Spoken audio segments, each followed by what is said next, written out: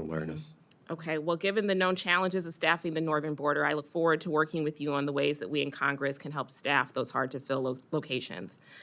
Moving on, I'm deeply concerned about a memo that you issued on May 5th that revoked 4 CBP policies protecting vulnerable people in your custody, including seniors, pregnant women, and kids. One of the 4 policies that you revoked was on the processing of pregnant and postpartum non-citizens and infants. That policy is what keeps moms in custody healthy.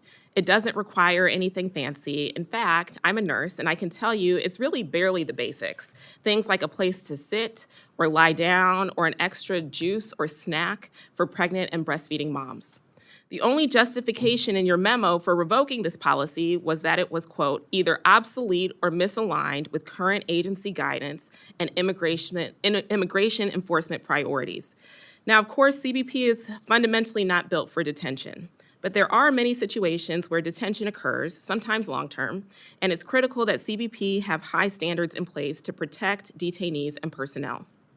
So tell me, what specifically about juice and seating for detained, pregnant, and breastfeeding moms is obsolete or misaligned with your current guidance and priorities? Congressman, thank you for the question. So I would say that when we have 20,000 people in custody every single day, we have 15,000 people sitting underneath a bridge, and we have a couple of hundred large groups sitting in the desert, creating additional mechanisms to sort through those masses to ensure that we're taking care of the vulnerable became absolutely necessary as we sort through that population to make sure that we're expediting care and processing for those individuals that we have either in a facility or out on the border at some location. Today's numbers, we look at our custody numbers today, we have anywhere from 500 to 800 individuals in custody. We're seeing less than 300 a day come across our borders.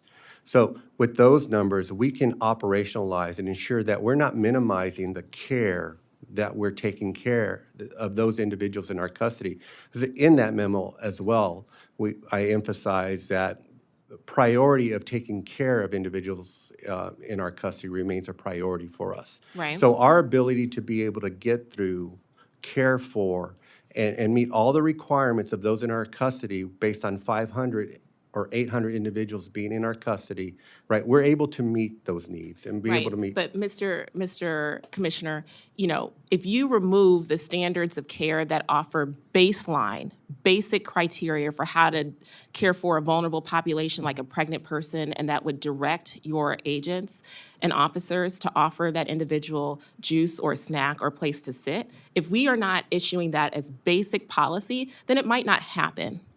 And so I appreciate that encounters are down, and that is a fantastic thing. That is something that this committee celebrates, in fact.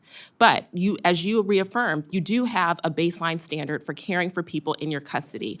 And so what I'm going to ask is that you commit to immediately reinstating this policy or a new one that reflects the current dynamic with lower levels of encounters that would have higher standards for pregnant and postpartum moms. Will you commit to that? So I definitely take that back, Congresswoman, as we look through this. So what I would tell you is that when we do have 20,000 people in custody, it was difficult to find space to allow that to occur. So we had to prioritize that in order to allow that to occur, to find a place to sit, to get juice or snacks. And we're still doing the same thing. It's just we do not have the space limitations today in our facilities to find a place to allow someone to sit or to have juice or to have those snacks. Mr. Chairman, you know, I think that this committee would be willing to find the resources to properly care for pregnant moms, postpartum moms, kids, elders that are in CBP's care.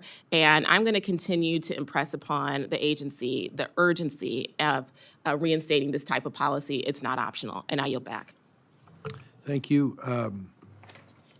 We now go to the gentlelady from Iowa, which represents the home of the river buoy tender Wyaconda. That is right, Mr. For your questions for the acting commissioner. The floor is yours. Yes, and thank you for hearing me out during our Coast Guard hearing yesterday about our need for a new